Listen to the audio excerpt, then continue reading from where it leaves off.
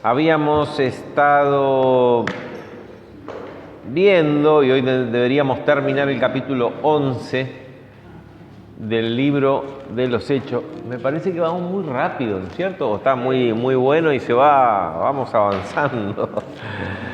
Sí, pero bueno, estábamos viendo detalles, de todas formas, vamos viendo detalles. Capítulo 11, habíamos empezado a ver el pasaje que comienza en el versículo 19, la iglesia en Antioquía. Era muy importante este pasaje porque ya habíamos visto lo sucedido en el capítulo 10 en la región de Palestina, donde vemos un no judío convertido a la fe cristiana, ¿no? ¿Cómo se llama este no judío? El centurión Cornelio.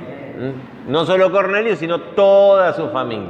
Eso ocasionó un pedido de informe, el cual fue Pedro y un grupo de hermanos judíos también que habían sido testigos del hecho, a Jerusalén. Pedro fue a Jerusalén y, ¿se acuerdan? Dio ahí el testimonio de todo lo que había pasado, primero muy reticentes, cómo puede ser que entraste a la casa de un incircunciso y cómo puede ser bla bla bla, pero ante la evidencia se dieron cuenta que lo que Dios estaba haciendo iba más allá de su manera de pensar y de su cultura y de su visión hasta ese momento. Tuvieron que ampliar la visión, se les rompió la cabeza y todo el esquema que ellos tenían. Dios iba empujando las cosas mucho más allá. Y termina el versículo 18, dice que entonces, oídas estas cosas, callaron y glorificaron a Dios los hermanos que estaban, los principales, los ancianos que estaban en Jerusalén, que habían cuestionado primero a Pedro, ahora estaban asombrados glorificando a Dios y decían de manera que también a los gentiles ha dado Dios arrepentimiento para vida. Vimos que esa manifestación del Espíritu Santo, que fue el bautismo del Espíritu Santo con el don de hablar en lenguas, no fue simplemente un show, una cosa que quedó en lo extranatural, sino que produjo cambios. Por eso, arrepentimiento de pecado, y decíamos que todas estas manifestaciones uno las puede juzgar en base al resultado. Por sus frutos se conoce la cosa. ¿Hay frutos? Acá hubo fruto de arrepentimiento. Después, en el versículo 19, iniciamos el hecho de que de un hecho, ahora bien, dice, los que habían sido esparcidos, y nos remonta a la persecución ocasionada con la muerte de Esteban y después la que continuó Saulo con tanta violencia en Jerusalén, muchos habían sido esparcidos y algunos cristianos que eran de Fenicia, Chipre y Antioquía no le hablaban a nadie más que a judíos. Esa era la costumbre, iban a las sinagogas y hablaban a los judíos, pero había algunos de ellos, de Chipre y de Cirene, que eran judíos, como le decían, judíos griegos o judíos no nacidos ahí, que habíamos analizado, tenían una mente más abierta, no un nacionalismo tan cerrado como los judíos de la Palestina. Empezaron a predicar también en otras zonas, por ejemplo, Antioquía. ¿Dónde está Antioquía? Acá lo tenemos acá arriba, al norte. Esto es la Palestina, ya más al norte está Antioquía, fuera de lo que era el territorio de Israel, ¿no? Acá es un territorio completamente pagano, y era la tercera ciudad del Imperio Romano en esa época, Antioquía. Roma, Antioquía, Alejandría. Un centro cultural, por supuesto, una ciudad, fíjense que está en el cruce de rutas comerciales. Eso hacía que las ciudades sean importantes, siempre la economía, ¿no? Y la economía traía... las ciudades comerciales eran más cosmopolitas, es decir, más mezcla de cultura, entonces eran de mentes más abiertas, más cuestionadas, y estaba mucho más cerca de todo lo que había sido el mundo griego y grecorromano con el pensamiento y la filosofía griega, así que también había varias escuelas filosóficas y se consideraba que era el alto nivel cultural. Estos muchachos empezaron a predicarle a no judíos. Entonces se convirtieron. Porque el Señor, dice, anunciando el Evangelio del Señor Jesús. Y la mano del Señor estaba con ellos, y gran número creyó y se convirtió al Señor. Y se armó por primera vez una congregación donde no eran mayoritariamente judíos, porque en Antioquía había judíos, había sinagogas como en todas las ciudades, siempre había sinagogas, y tal vez varias, si era una iglesia grande. Pero acá la iglesia se formó con personas que no eran judías. Acá la verdad que la mano del Señor tenía que estar, porque no había ¿cómo podemos decir? Ninguna preparación en la mente de estas personas para aceptar el Evangelio. Por ejemplo, en el caso de Cornelio y compañía, y su familia y sus amigos, eran, si bien no eran judíos, pero eran prosélitos, es decir, habían aprendido acerca de la religión judía y de todo su sistema religioso. Entonces, una vez que uno conoce ese sistema religioso, por ejemplo, entender el sacrificio de Cristo sin entender el sistema sacrificial judío es imposible. ¿Me explico? Entonces, cuando uno tenía el conocimiento de la religión judía, era más fácil entender el significado de lo que el Señor hizo por nosotros, simplemente como el cumplimiento de los ritos y de las profecías. Ahora, para un pagano que no tenía ni idea de la religión judía, era mucho más difícil, como resulta difícil hoy predicar el Evangelio a una cultura completamente pagana como en la cual vivimos, ¿no? Le cuesta, porque uno le dice, y Cristo murió, y bueno, ¿y para qué se molestó? ¿No? ¿Para qué murió por mí? ¿Y cómo que murió por mí? No se entiende. Entonces uno tiene que empezar a hacer toda la explicación, más o menos, de lo que el significado de la por ejemplo, la redención. Cristo es el Redentor. ¿Qué es el Redentor? Cristo Redentor es un barrio, ¿no es cierto? Acá en Posadas. Es un barrio.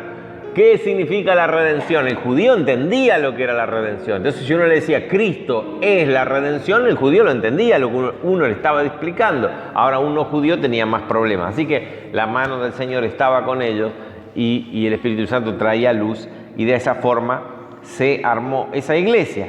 Ahora, como chusmas hay en todas partes, llegó esa noticia a los oídos de la iglesia central, que todavía estaba en Jerusalén, de acá hasta acá, en Jerusalén. Por supuesto, ahí estaban los principales líderes de la iglesia, estaban los apóstoles.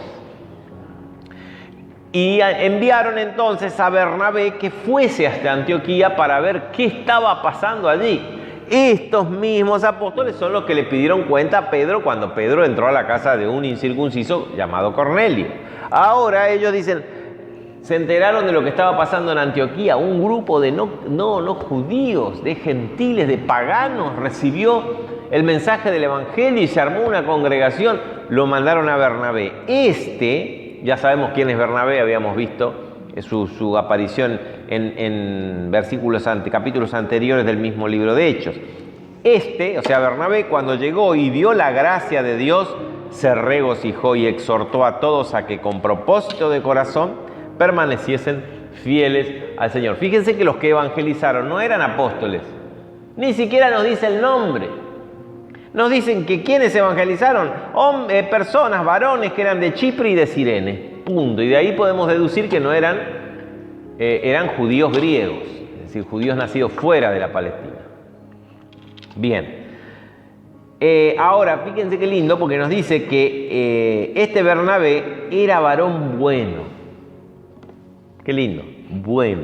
Qué lindo es ser bueno, ¿no es cierto? ¿Le gusta ser bueno? Bien.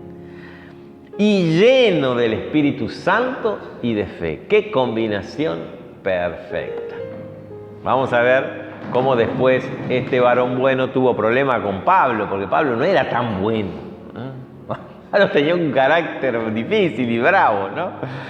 Este era un varón bueno y lleno del Espíritu Santo y de fe. Tenía un corazón hacia la iglesia. Fíjense que habíamos recordado que cuando Pablo fue a Jerusalén y no lo recibía nadie porque le tenían miedo, él lo recibió. Y una gran multitud fue agregada al Señor ya también con el trabajo de este hombre, Bernabé, que era bueno y lleno del Espíritu Santo y de fe. Después fue Bernabé a Tarso. ¿Dónde queda Tarso? Fíjense, acá está Antioquía y Tarso está acá, en Sicilia, ¿no? Antioquía es en la provincia de Siria. Tarso ya era la provincia de Cilicia, no Sicilia, Cilicia. Así que de acá se fue a Tarso, porque ¿quién estaba en Tarso? ¿A quién habían mandado a Tarso escapando de la persecución? A Saulo. Así que fue a buscar a Saulo, porque Bernabé sabía qué capacidad tenía Saulo, que era una bomba este muchacho. Había que buscarlo para que ayude en esta empresa, y estábamos ahí cerquita. Así que fue a buscar para buscar a Saulo, y hallándole le trajo a Antioquía. Yo creo que Saulo habrá enganchado de primera, no habrá tenido mucho que explicar. Mirá, vamos. Y Saulo le estaba prendiendo fuego el corazón. Y se congregaron allí todo un año con la iglesia y enseñaron a mucha gente. Es decir, en Antioquía la iglesia creció y se empezó a ser conocida entre los vecinos, que no eran judíos, eran paganos. Y a los discípulos se les llamó cristianos por primera vez en Antioquía. ¿Quiénes los llamaron cristianos? Los paganos, no los judíos. Porque los judíos nunca le iban a poner cristiano a esta secta que era una peste. Porque Cristo para el judío era el Mesías. No iban a reconocerlo como seguidores de Cristo, ¿no? Pero como los paganos no entendían nada y escuchaban que hablaban de un tal Cristo o un tal Cresto, de un tal Cresto, dice, hay un historiador romano llamado Tácito, dice, esta gente despreciable que siguen a un tal Cresto. Un reo que fue crucificado en la Palestina, en Judea, no sé dónde, y dicen que resucitó. Así se lo conocía. Ahí se empezó a conocer el cristianismo entre los paganos. Entonces, como hablaban de un tal Cristo, bueno, le pusieron cristianos, seguidores de Cristo o de Cristo. No sé si fue con cariño o fue despectivo. De todas formas, es la manera en que empezaron a ser conocidos. Muy pocas veces en el Nuevo Testamento vamos a encontrar que a los seguidores se los llamaba cristianos, sino que eran discípulos, hermanos. Esa es la manera de que se conocían, no como cristianos. Pero bueno, quedó una palabra, en Antioquía nació una palabra para denominarlos y quedó aceptada. Ahora, fíjense, bueno, hasta ahí es un tema. Ahora, en aquellos días, acá Lucas nos introduce otro hecho importante, versículo 27, en aquellos días unos profetas descendieron de Jerusalén a Antioquía. Fíjense, descendieron de Jerusalén a Antioquía. Y uno dice, ¿por qué si estamos subiendo? ¿Por qué descendieron? Siempre de Jerusalén se descendía porque Jerusalén estaba en un monte. Siempre repito lo mismo porque en el mapa vamos a encontrar que vamos para cualquier lado y siempre descendemos de Jerusalén a, ¿no? Es decir, fueron de Jerusalén a Antioquía. Unos profetas que eran este ministerio profético, que era uno de los principales ministerios. Era el hablar en lenguas, el que era más notable, y el de la profecía. El ministerio de la profecía no era simplemente anunciar cosas futuras, sino que el profeta lo que hacía era traer palabra de Dios para la iglesia. Punto. Y a veces se trataba de deducción o interpretación de cosas futuras. Y Pablo habla expresamente en el valor de la profecía, pero la profecía tiene que ser entendible, tiene que ser algo que edificante, o puede ser algo que tiene que ver con la advertencia, pero era una manifestación del Espíritu Santo muy aceptada en la iglesia primitiva, y la palabra nos dice que tiene que ser aceptada siempre. Dice, no menosprecien la profecía. Pero había uno de ellos llamado Ágabo. Este daba a entender por el Espíritu que vendría una gran hambre en toda la tierra habitada, la cual sucedió en tiempos de Claudio. ¿Quién era Claudio? ¿El gallo Claudio? ¿Quién era Claudio? El emperador, sí. El emperador que vino después del emperador Calígula. ¿Escucharon hablar del emperador Calígula? Bueno, después murió Calígula, vino Claudio. A ver, este Ágabo lo vamos a encontrar también mencionado fíjense, el capítulo 21, verso 10. Pablo está viajando a Jerusalén y hay un montón de hermanos que le dicen no vayas porque te van a meter preso, no vayas porque te van a meter preso. Entonces dice que allí al otro día saliendo Pablo, los que estaban con él, fuimos a Cesarea, dice el versículo 8, y entrando, estoy leyendo 21:8 de Hechos, a casa de Felipe, el evangelista, que era uno de los 7, posamos con él. Este tenía cuatro hijas, doncellas, que profetizaban. Fíjense, profetizaban también mujeres y hombres. Y permaneciendo nosotros allí algunos días, descendió de Judea un profeta llamado Ágabo. El mismo muchacho andaba por todos lados, trayendo palabra de Dios. Se ve que era reconocido. Y vino a vernos, tomó el cinto de Pablo y se ató los pies y las manos y dijo: esto dice el Espíritu Santo, así atarán los judíos en Jerusalén al varón de quien es este cinto, y le entregarán en manos de los gentiles. Al oír esto, todos le rogamos a Pablo, ¿no?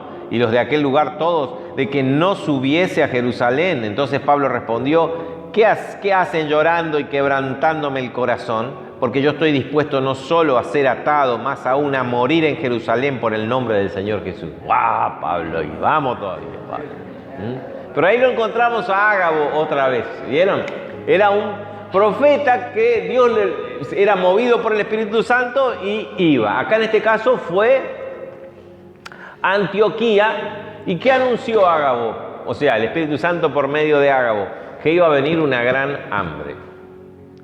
Esta hambre vino en el año 4 del emperador Claudio, más o menos en el año 44 después de Cristo.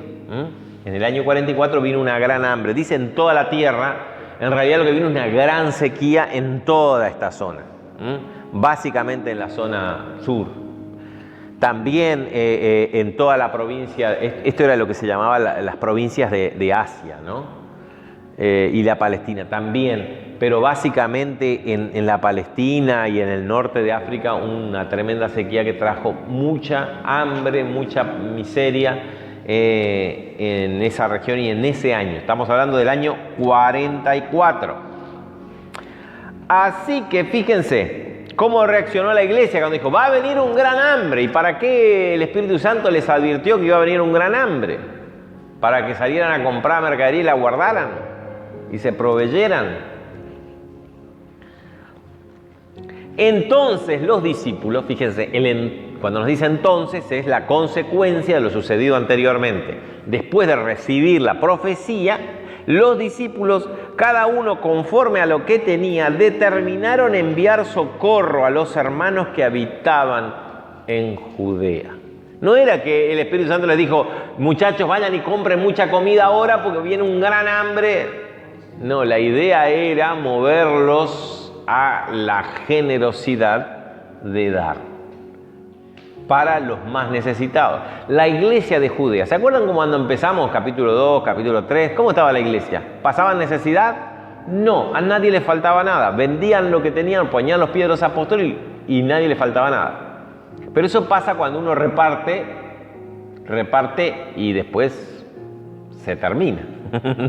En algún momento se termina. Era un sistema muy de mucho corazón, muy generoso, pero que no tenía mucha vida útil. Pero además, no se olviden que hubo una gran persecución, donde la mayoría de los cristianos de Jerusalén perdieron sus trabajos, perdieron sus propiedades y provocó esa persecución, entre tantas otras cosas, miseria y pobreza en los hermanos de la iglesia de Jerusalén.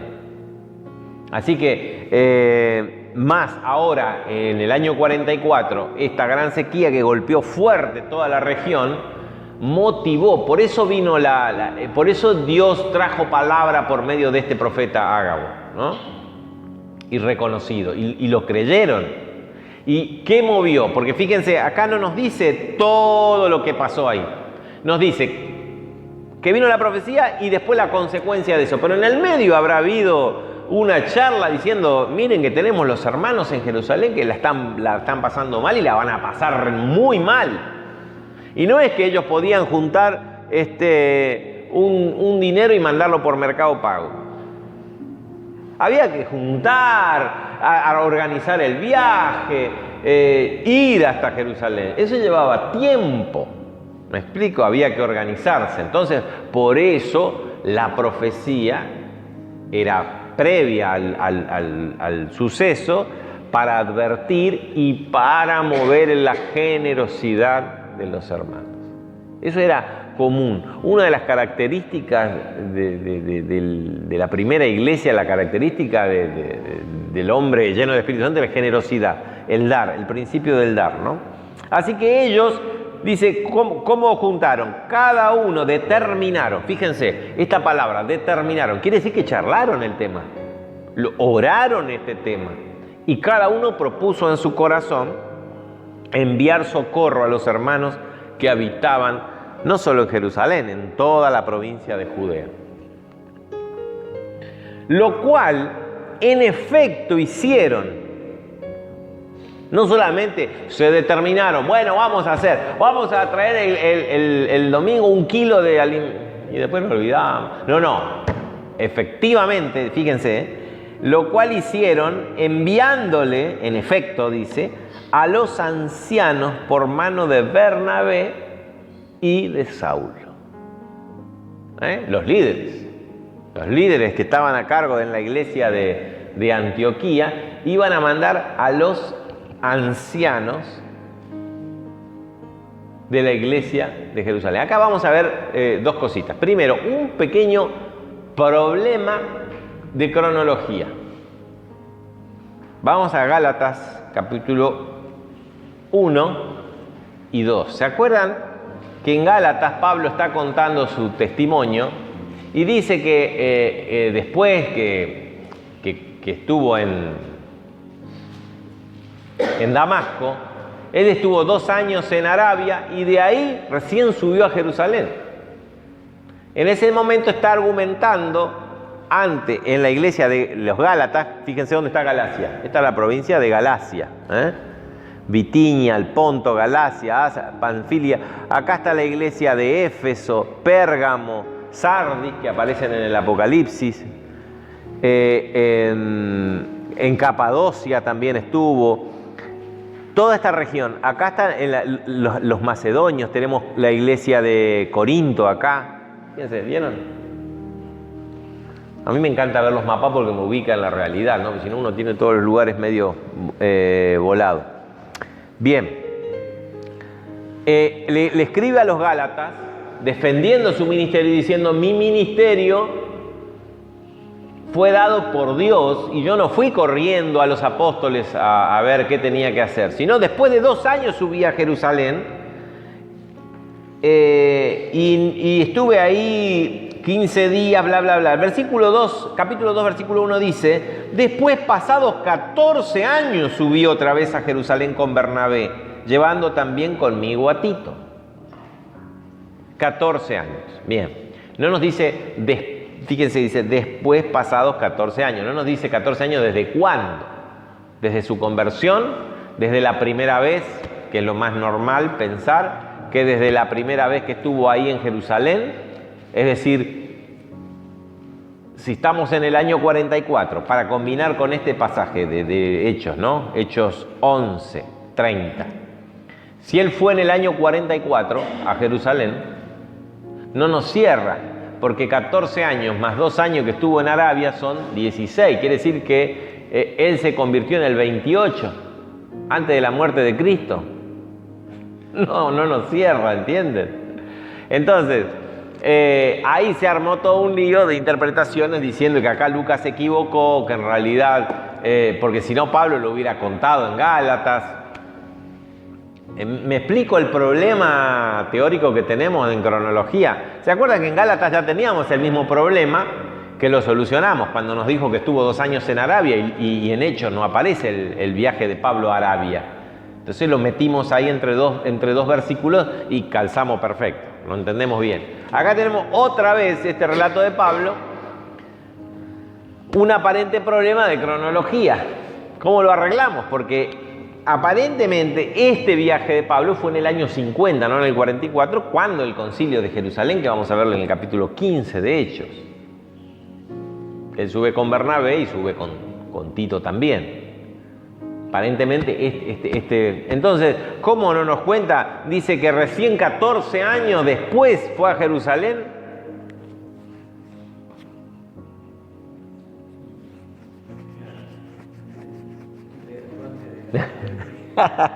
Entonces no nos cierran los números, ¿no?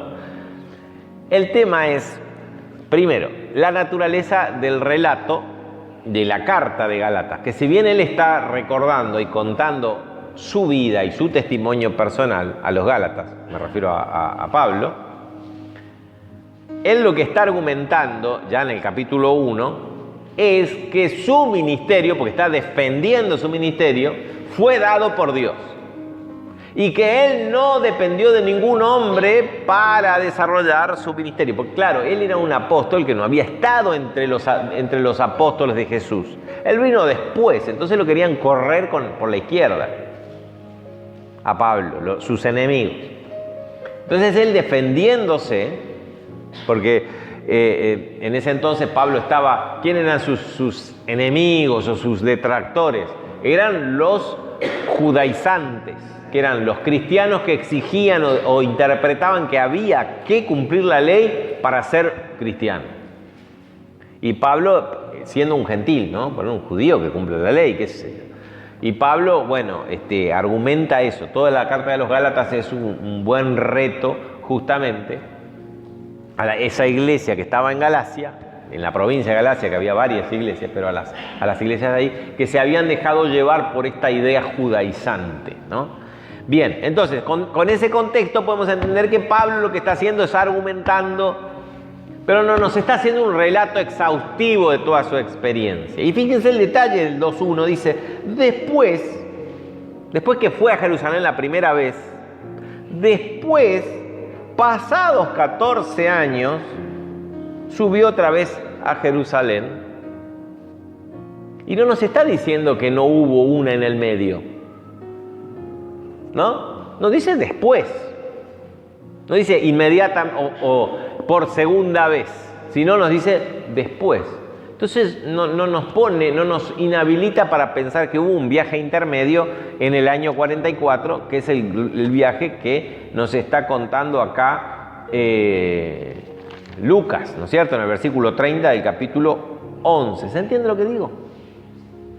No es exactamente que nos dice el primer viaje cuando fui a Jerusalén la primera vez, después fui la segunda vez que fui, no dice la segunda vez, dice después. Él está argumentando el hecho de que no tuvo contacto con los apóstoles para recibir el evangelio de hombres, sino directamente lo recibió de Dios. Ese es el argumento que está queriendo hacer hincapié en su carta a las iglesias de Galacia. Bien, entonces, en este caso, cuando fueron en el año 44 a llevar todos esos alimentos que juntaron y todo lo que juntaron de dinero, de ofrendas para los hermanos de la iglesia de Judea, Pablo fue ahí y no tuvo contacto con ninguno de los apóstoles, porque Pedro había sido encarcelado, Jacobo, el hermano de Juan, había sido asesinado y la iglesia estaba en una segunda persecución. Así que él no creo que haya tenido contacto. Entonces, a los efectos del relato de Pablo en Gálatas, no tenía importancia ese viaje del año 44. Nos cuenta ya directamente el viaje que él hizo en el año 50, donde sí se reunió con los apóstoles. ¿Me explico o no me explico? ¿Se entiende? Vamos. Entonces, de esa manera podemos explicar este aparente problema cronológico entre lo que Pablo nos cuenta en Gálatas y lo que nos cuenta Lucas en 11:30 del libro de los Hechos. Bien.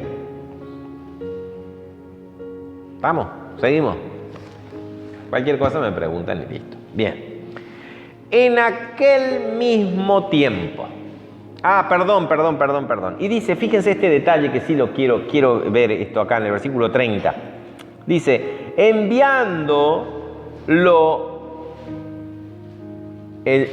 a lo cual en efecto hicieron, enviándolo, es decir, todas esas ofrendas, ¿a dónde? A los ancianos por mano de Bernabé y Saulo. Ustedes no se dieron cuenta, como yo tampoco, si no me lo advertían, porque uno está acostumbrado a esta palabra anciano. Pero es la primera vez que aparece en el libro de los Hechos. Y como estamos observando, mientras vamos haciendo el relato y vamos observando el desarrollo de la iglesia, cómo la iglesia pasó de ser un movimiento espontáneo a algo cada vez más organizado, forzado por las circunstancias, ahora nos encontramos con un título de ancianos y lo dice con una normalidad, como diciendo que ya era común que las iglesias estén gobernadas por los ancianos. Y así era. Las congregaciones eran gobernadas, pastoreadas, como se le decía, porque se los consideraba como el rebaño, porque Jesús mismo hizo esa comparación. Eran pastoreadas por un grupo de personas que eran reconocidas por su sabiduría y por sus dones y por su carácter como ancianos. Ancianos en griego era, acá lo anoté, presbiteroi o presbíteros, ¿no? Entonces, la iglesia originalmente tenía un gobierno presbiteriano, es decir, había un grupo de los pastores, cada uno con su capacidad tenían que enseñar y administrar y edificar la iglesia, ¿cierto? Después, más tarde, a esos presbíteros o ancianos se les dio el título de inspectores, porque fue necesario el control de la doctrina, porque empezó a mezclarse muchas cosas y muchas doctrinas falsas. Entonces tenían la idea de que iban a inspeccionar. ¿Vieron cómo lo mandaron a Bernabé? Como un inspector de lo que estaba pasando en Antioquía. Entonces se los empezó a llamar inspectores, o en griego, episcopoi, que de ahí viene episcopal u obispo. Pero no era el obispo porque tenía el cosito, el sombrerito rojo. Era obispo porque hacía el trabajo de inspeccionar cómo iba la iglesia en cuanto a doctrina y que no se infiltraran doctrinas falsas. ¿Quiénes eran esos inspectores? Ancianos de la iglesia, es decir, reconocidos como pastores de la iglesia, y eran ya obispos. En principio, ¿quién desarrollaba esa tarea? Los apóstoles, que tenían esa autoridad porque habían estado con Jesús. Ellos podían hacer el control de la doctrina, de lo que se enseñaba. No se olviden que estábamos en formación de la teología, no teníamos escritos, recién empezaban a circular, todavía ni habían empezado a circular las cartas, después empezaron a circular las cartas, donde ahí se empezó a formar nuestro canon que terminamos hoy en lo que tenemos en el Nuevo Testamento. Y le tenemos las cartas ordenadas, divididas en versículos, en capítulos, ¿no? Para que nosotros las podamos encontrar. Antes eran cartas que empezaba a darle forma. Pero ya vemos un tipo de organización, ¿no? Lo podemos ver, fíjense, en el 20:17, el capítulo 20:17. ¿Dónde está? Dice: enviando pues desde Mileto a Éfeso, hizo llamar a los ancianos de la iglesia. ¿No? Pablo hizo llamar a los ancianos. ¿Quién eran los ancianos? ¿Los viejitos? No. Pablo iba poniendo a ancianos en cada iglesia, al grupo de presbíteros de esa iglesia, los que pastoreaban, administraban y enseñaban esa iglesia. Y cuando vinieron a él le dijeron, vosotros sabéis de cómo me he comportado, Vamos a saltear y vamos al 28, dice Abel 28. Por tanto, miren por vosotros y por todo el rebaño en que el Espíritu Santo os ha puesto por obispos, por inspectores, para apacentar la iglesia del Señor, la cual Él ganó por su propia sangre. Fíjense qué trabajo, es la iglesia del Señor, comprada con su propia sangre. Y ustedes son ancianos, es decir, presbíteros y obispos, los que hacían la inspección y el control. ¿Qué tenían que hacer ellos? Apacentar. Y ahí está siempre el ejemplo de la iglesia del Señor con un rebaño. Somos un rebaño. Él es el gran pastor y Él es el pastor de pastores. Apacentar la iglesia del Señor, la cual Él ganó con su sangre. Qué lindo, ¿no? Ahí vemos cómo la iglesia se va organizando. Necesariamente, porque los seres humanos necesitamos organizarnos. Después terminó todo en una organización y ya no había más iglesia, quedó solo la organización. No había Espíritu Santo, no había más nada, quedó la organización como lo más importante. Acá no, acá lo importante es lo caliente, lo vivo. Y la organización es porque estamos entre hombres y hay que organizarnos. Si vamos a hacer una reunión, tenemos que organizarnos a qué hora y en qué lugar. Bien. Otro versículo en Tito 1:5, fíjense. Pablo le escribe a Tito. Dice, por esta causa te dejé en Creta. Tito estaba, ¿dónde está Creta? Acá, esta isla. Fíjense, acá había una iglesia. Y Tito era uno de los principales ancianos. Por esta causa te dejé en Creta, para que corrigieses lo deficiente y establecieses ancianos en cada ciudad, así como yo te mandé, para que corrigieses. ¿Qué tenía que hacer Tito? El trabajo de obispo, de inspector. Acá había varias iglesias. En cada iglesia quiero que nombres presbíteros que se hagan cargo. Entonces, ¿qué era Tito? Un obispo, pero no andaba con el gorrito colorado, Simplemente él tenía que hacer el control. ¿Y qué significa hacer el control? Decir, eso es mala la doctrina, tenés que hacerla sana. No, era enseñar y ser ejemplo. Eso significaba, fíjense que cómo era el trabajo del obispo, apacentar. Así como el pastor apacentaba las ovejas, el obispo apacentaba la grey que era de Cristo, porque Cristo la compró con su sangre. No es la iglesia del pastor tal, es la iglesia del Señor.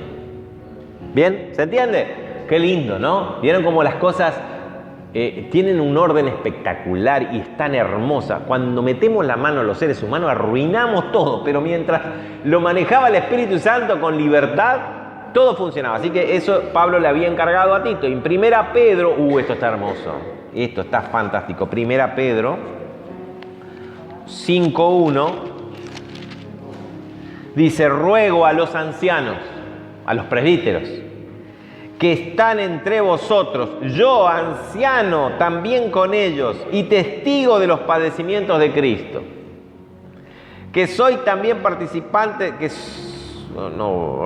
soy también participante de la gloria que será revelada. Apacentad la grey de Dios. Ese era el trabajo de los presbíteros, que está entre vosotros, cuidando de ella, no por fuerza, sino voluntariamente, no por ganancia deshonesta, sino con ánimo pronto, no como teniendo señorío sobre los que están a vuestro cuidado, sino siendo ejemplos de la grey. ¡Qué lindo!, ¿no? Siendo ejemplos de la grey. Y cuando aparezca el príncipe de los pastores, ahí está, él es el dueño de la grey, vosotros recibiréis la corona incorruptible de gloria. Qué lindo el trabajo que tenían los ancianos presbíteros, y también cuando hacían el trabajo de inspectores y de controlador, también eran obispos. Bien. Y el 2:25 de Primera Pedro, ¿qué dice? Dice acá, porque ustedes eran como ovejas descarriadas, pero ahora habéis vuelto al pastor, que en este caso se refiere a Cristo, a Jesús, al pastor y obispo de vuestras almas. El Señor es nuestro pastor y nuestro inspector de nuestras almas. ¿Qué les parece? ¿Lindo? Está lindo para ver ese detalle. Entonces, acá ya nos encontramos, volviendo a Hechos 11:30, más allá de ese teórico problema cronológico, lo más importante de este versículo es la aparición de una categoría de personas en la iglesia, que eran los administradores, los presbíteros, los ancianos, que hacían también el trabajo de obispos, inspectores. Bien, estamos. Y se fue la hora, ¿no es cierto? ¿Qué hora es? A ver. Quedan 2 minutos más y arrancamos nomás el capítulo 12 del libro de los Hechos. Dice, en aquel mismo tiempo, es decir, en el tiempo en que Pablo y Bernabé, o Saulo y Bernabé, fueron a Judea llevando esta ofrenda, es decir, en el año 44, el rey Herodes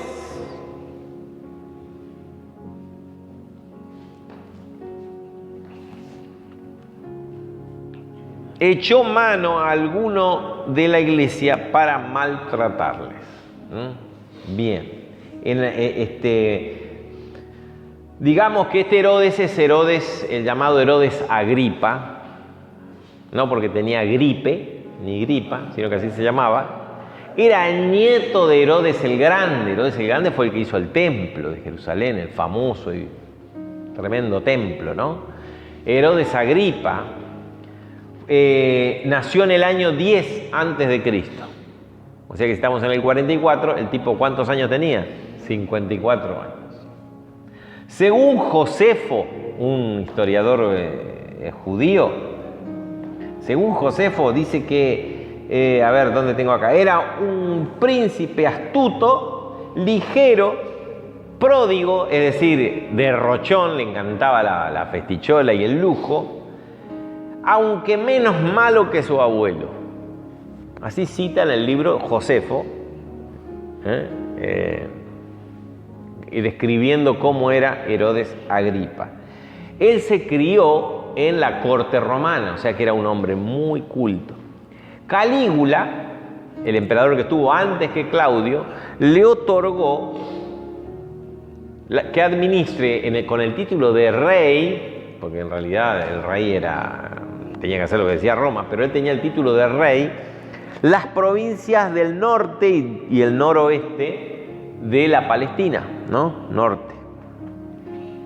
Pero cuando vino Claudio le adosó también, le dio la administración de Samaria y de toda la provincia de Judea. O sea que básicamente tenía todo el territorio, administraba todo el territorio que había administrado su abuelo, Herodes el Grande, ¿no? Así que era una persona poderosa, muy bien vista, que era fundamental, muy bien vista en Roma, muy conocida en Roma porque se había criado en la corte romana. Y también ahora el tipo llegó y dijo, bueno, ahora también soy rey de Samaria y de Judea. Él donde residía en Cesarea, ¿se acuerdan? Donde estaba el gobernador de Judea. Ahí tenía su residencia. En este caso que nos cuenta Hechos 12, él sube a Jerusalén porque era la fiesta de la Pascua del año 44. Así que ahí se juntaba mucha gente y ahí normalmente iban las autoridades. Desde Cesarea se trasladaban esos días de fiesta para tener un mayor control de todo lo que pasaba, porque había demasiada aglomeración de gente que venían de todas partes de la región a festejar la fiesta de la Pascua en la ciudad. Así que estaba ahí. Y ahora que él era el rey, que le habían entregado el reinado de Judea, quiso quedar bien con los judíos, porque ya en Roma él era bien visto, por eso Claudio le agrandó el reino, quiso quedar bien con los judíos. Y se enteró que había, seguramente sabía, de que había este grupo que los volvía locos a los judíos, le ponía, era como, no sé, como en Barihui, era la picadura de Barihui. Los molestaba a los judíos. Entonces, ¿qué hizo? Fíjense, desató una persecución, no con toda la iglesia, como fue en la época de Saulo, sino que echó mano a algunos de los hermanos para maltratarlos. Algunos eran los jefes de la iglesia, no fue a perseguir a los miembros de la comunidad y de las congregaciones, sino a los ancianos, a los que, a ver, ¿quiénes son los jefes? ¿Y quiénes figuraban como cabezas principales entre tanto? Pedro, por supuesto, y Jacobo, el hijo de Zebedeo, el hermano de Juan, apóstol también con Juan. Así que dice, y mató a espada a Jacobo, hermano de Juan. Según la tradición, Jacobo era un hombre también que tenía mucha vehemencia y que tenía una fe inquebrantable y que era muy admirado, muy querido. Esto lo dice Eusebio, Eusebio es un historiador que vino después ya más para el año 300, mucho tiempo después, pero él como que recopila testimonios de los padres de la iglesia, de los que estuvieron en el siglo II, donde nos hablan de este Jacobo como que era realmente conocido y muy apreciado en la iglesia y por los habitantes de Jerusalén. Pero en este caso, por alguna razón, lo tomó a él preso y lo mató a espada. Primer mártir entre los discípulos, ¿no? Porque Esteban no era discípulo, era uno de los diáconos. Y ahí hemos encontrado otro de las funciones en la iglesia, el diaconado. Tenemos otro de los ministerios en la iglesia, el profético. ¿Vieron cómo la iglesia funciona? Cada uno en la suya, lo que Dios le da para crecimiento y edificación. Acá es el primer mártir del grupo de los apóstoles. Y acá terminamos por hoy. Pero les prometo que es muy interesante lo que sigue. Y esto se verá la próxima semana en el mismo canal y el mismo horario. Amén. Oramos. Señor, gracias por tu palabra. Gracias porque tu mano está siempre cuidándonos, apacentándonos como tus hijos comprados por tu sangre, Señor. Y pones pastores, pones distintos ministerios para que esta tu iglesia crezca. Lo hiciste desde el principio y hoy también es tu voluntad, Señor, que podamos recibir tus dones, recibir lo que tenés para nosotros para edificación de tu iglesia. Señor, ayúdanos, enséñanos en esta iglesia, acá en Ríos de Vida, Señor, a poder desarrollar esos dones, esos ministerios, no para gloriarnos o ser alguien o tener algún título, sino para poder edificar, Señor, la iglesia, para poder hacer que esta iglesia crezca, para que muchos otros conozcan quién eres, Señor, y vengan a tu rebaño a formar parte también de tu familia. Señor, gracias por este privilegio que nos das, esta posibilidad de servirte, Señor. Estamos dispuestos, decimos, henos aquí. Gracias por esta reunión, bendice nuestro regreso. Amén.